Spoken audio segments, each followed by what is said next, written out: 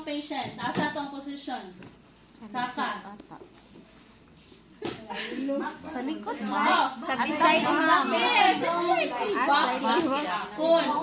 Walking, ascending, same position. Slightly back sa affected side ni patient. Pagpasaka. Pagpasaka. How about us descending? Going down. Naog na patient. Front na. Yes. Front na. No? Kaya panaog na inyong patient, wala may ma-out of balance sa taas. Ma-out of balance man dyan na inyong patient, paubos. So pag naata sa slightly back, nagnaog na sa patients, na out of balance, saan yung pag-support? Bye-bye. Darahaw ng buhok? Darahaw ng sinina? Balik.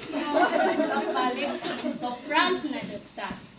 Okay, mo advance ta kay patient. Kay panaog naman atong patient. Okay, so muna ito ang pag-support. How about pag meal time? Meal time inyong patient, unya paralyzed side. Asa ito ang support position? Nasa strong side. Mamay mo hungit. Ang strong side. Maghungit na ta kay patient. Asa? Strong or weak?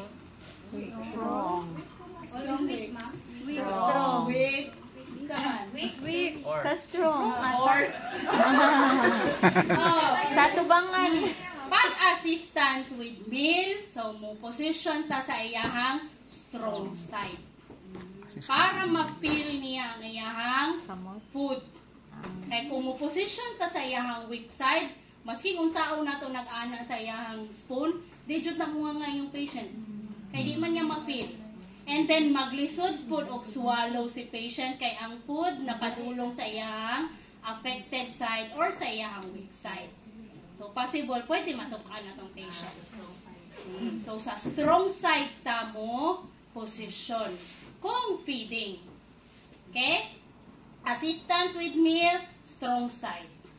Para tarong jud niya swallow and ma-feel po niya na naay food naning touch sa iyahang mouth. Okay? Muna to ang positioning. So, okay na to sa assistive device. Walay question? About isa lang.